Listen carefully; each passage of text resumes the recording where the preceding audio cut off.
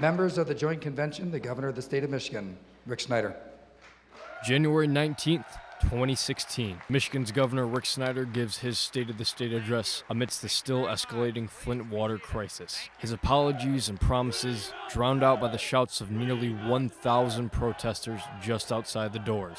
The signs beg for clean water, living wages, and answers to dozens of issues. But one family had been hurt in a way that only a few others had. Tanya Von Deneen lost her uncle on July 5th, 2015 to Legionnaires' disease. My uncle recently got a job working in Flint with cleaning up yards that had water in them and were spring water, probably from the Flint River areas. And shortly after he did that, he ended up with Legionnaires' pneumonia, and a couple weeks later he died.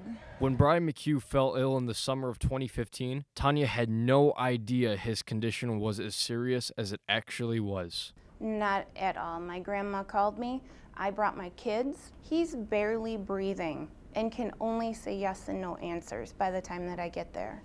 Originally, Tanya suspected that her uncle was infected while working in Flint, but Brian was treated at McLaren Flint Hospital on several occasions, prior and during Flint's time on the Flint River water. It just made no sense why there was multiple people up on a unit with Legionnaires, but there's a clear connection between the change in the Detroit water to the Flint water and an increase in the Legionella bacteria.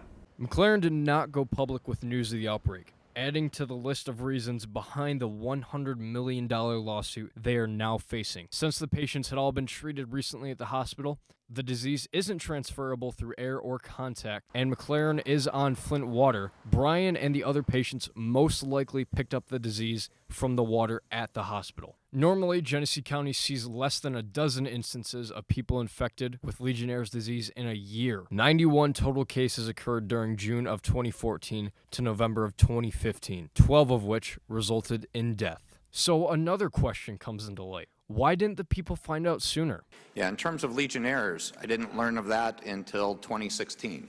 And as soon as I became aware of it, we held a press conference the next day.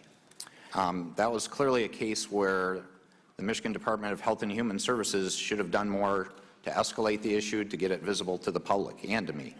However, emails released from the Genesee County Health Department show that high-ranking members of Snyder's administration were informed of the outbreak back in March of 2015. The information was in the highest levels of your executive office 10 months before you knew. Did you speak with them about it? No, I don't recall any mention of that to me, and I don't recall seeing those emails or being part of any of those discussions. So the story turns into a scandal, leaving one of two possibilities that is still undecided. Snyder was telling the truth in his press conference, having never learned of the outbreak until January, meaning that an issue of this importance was overlooked and took lives. The second possibility would be that Snyder did know about the Legionella levels back in March and lied to the media and to Congress. Either way, the government had the potential to save lives and decided not to. For families like Tanya's, that choice changed everything. My uncle was everything to us. I mean, he came to all of our functions. He was always there to support my kids, me. He was one of my #1 supporters, and now I don't have him in my life at all.